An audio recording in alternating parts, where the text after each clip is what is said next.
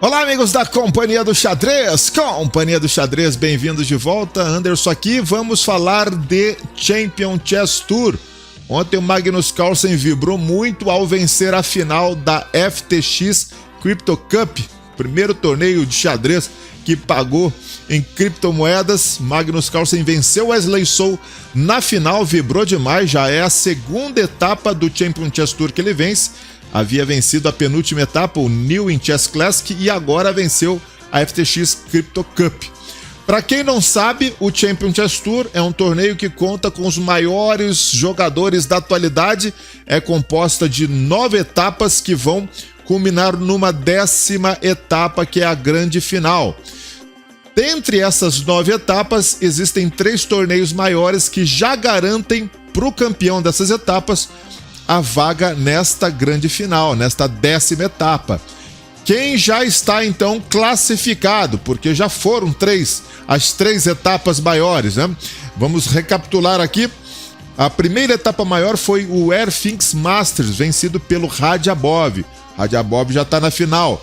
A outra foi o Magnus Carlsen Invitational, uma das etapas que foi vencida pelo Anish Giri. E o Magnus Carlsen venceu então a terceira das etapas maiores, a FTX Crypto Cup. Então os 3 já estão garantidos na final. E quem vai pegar o restante das vagas para a grande final? Vai ser definida pela pontuação geral dos jogadores ao longo de todas as etapas. Por exemplo, o Wesley So, que não venceu nenhum dos torneios maiores, ele venceu alguns torneios, né? Venceu ali o Opera Rapid e o Skilling. E então ele está com uma boa pontuação. Vocês podem ver aí nessa tabela, tem 9 jogadores nessa tabela. Vou colocar um link para vocês aqui do Champion Chess Tour, onde vocês podem ver a tabela geral, a tabela completa. Mas tá aí, o Wesley So tá com 203, tá? O Ian Nepomniachtchi tá com 115, o Hikaru Nakamura com 85. Então esse pessoal que não venceu nenhum torneio maior provavelmente vai estar nesta grande final, dada essa boa pontuação que eles têm. Vamos para 64 casas aqui, o Wesley So de pretas, Magnus Carlsen de brancas. No Armagedon, como a gente já sabe, as brancas recebem 5 minutos no relógio, as pretas 4 minutos. Recebem menos tempo, mas com a ressalva de que as pretas só precisam empatar. Então nós temos aqui um Magnus Carlsen com sangue nos olhos tentando ganhar a todo custo e o Wesley So tendo que defender sua posição. Partiu pro game, vamos com E4, Magnus Carlsen joga E4, vem E5, cavalo F3, cavalo C6, bispo C4, italiano do Magnus Carlsen, cavalo F6, defesa dos 2 cavalos. Aqui o Magnus prefere jogar com D3, defendendo o seu peão em E4. Bispo C5 é a continuação, tudo teórico, vem roque.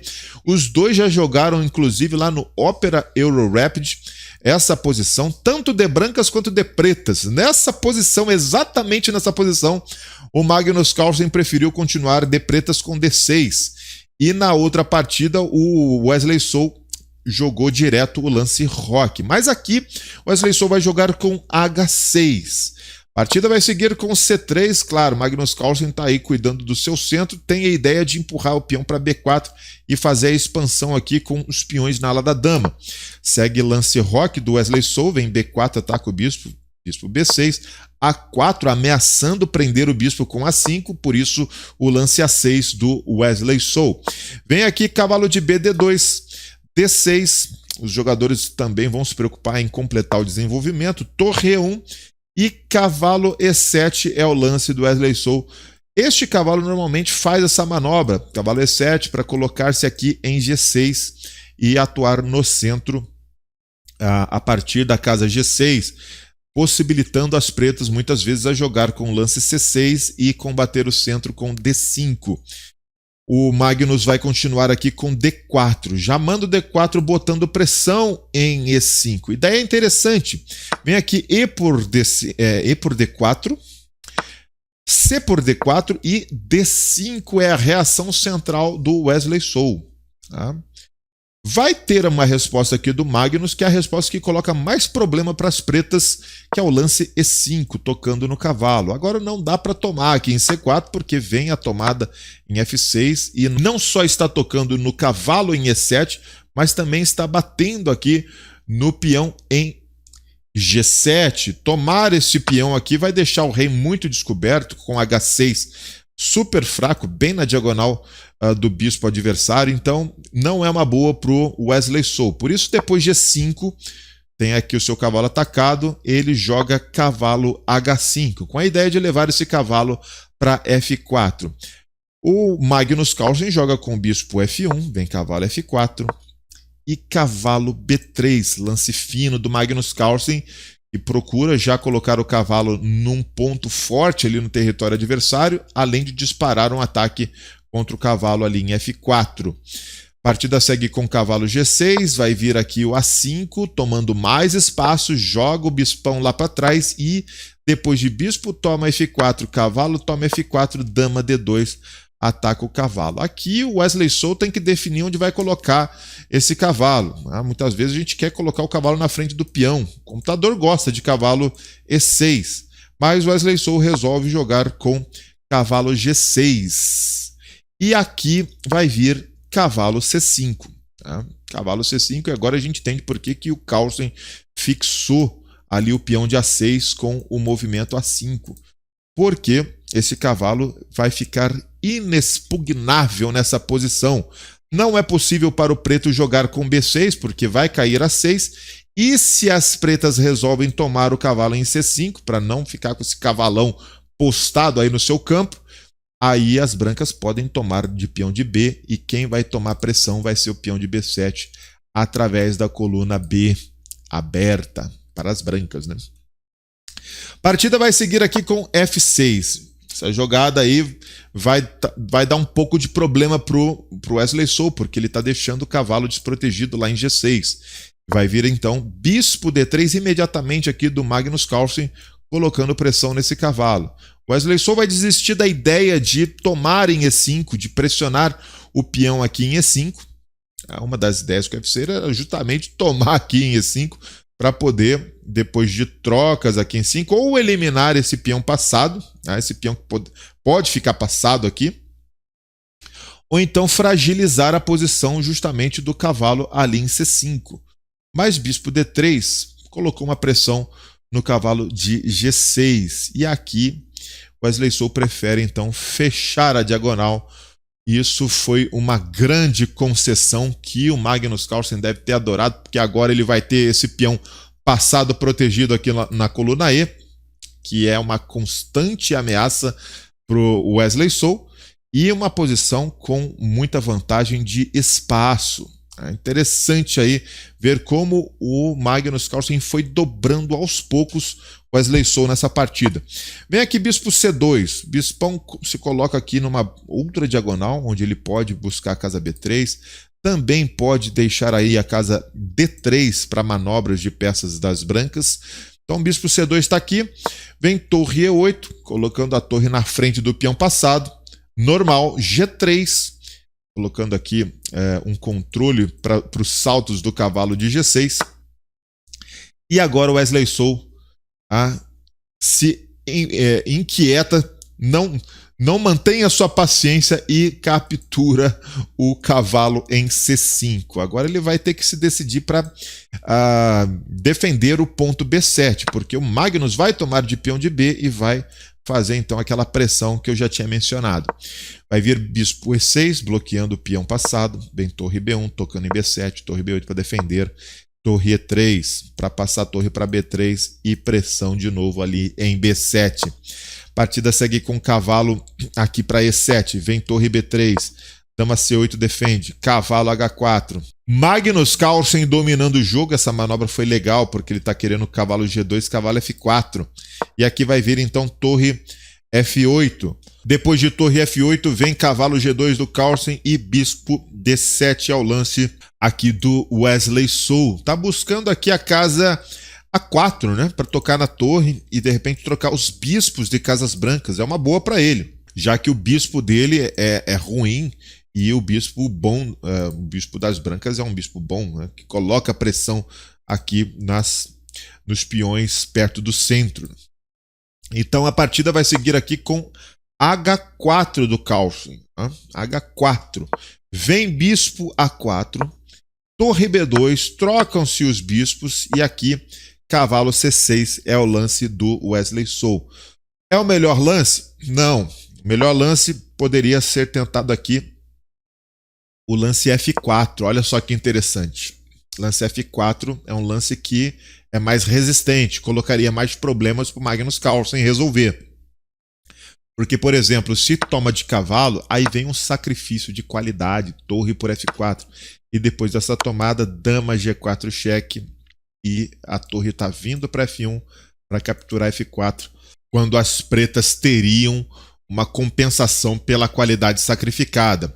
Mas Wesley So não concebeu essa jogada e jogou aqui cavalo C6 na posição. Esse lance não está ajudando muito o Wesley So. Aqui o Carlsen vai jogar com dama C3, defendendo D4. Vem G5, a tomada em G5, toma em G5 e F4.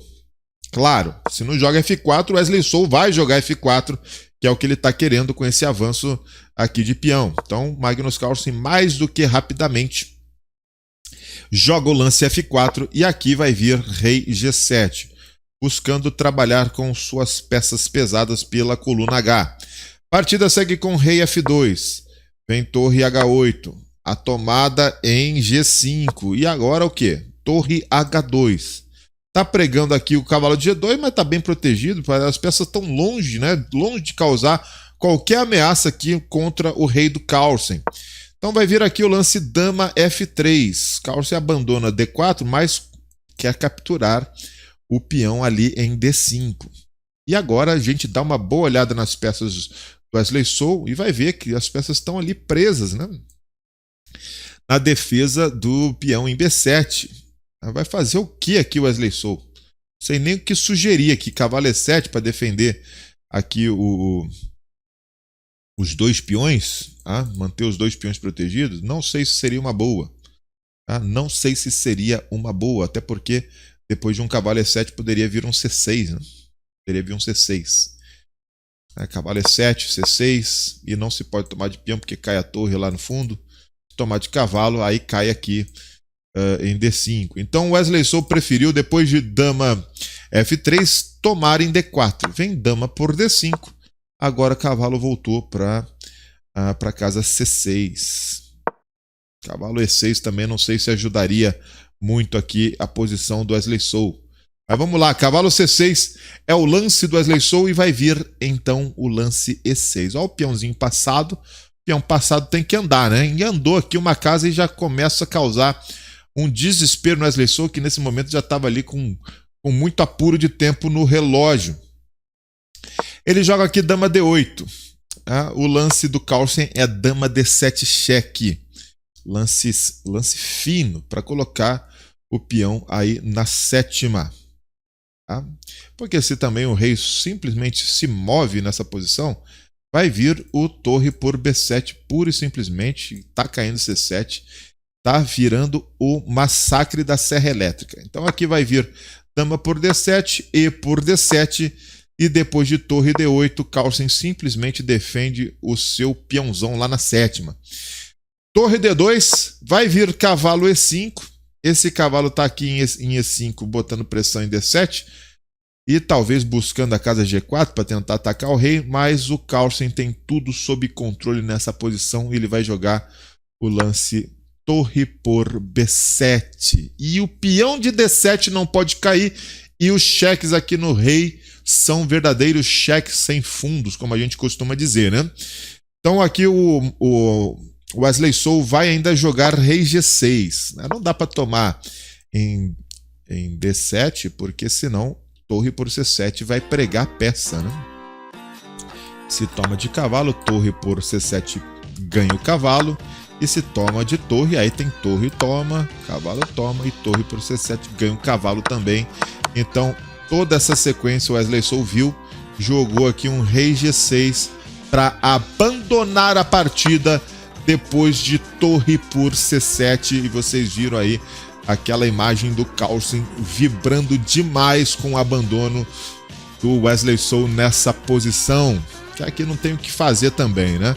Esse peão aqui vai descer para C6, a torre desce para C8 e fica um monte de ameaça de promoção que as pretas não podem fazer absolutamente nada. Mais uma grande vitória do Magnus Carlsen.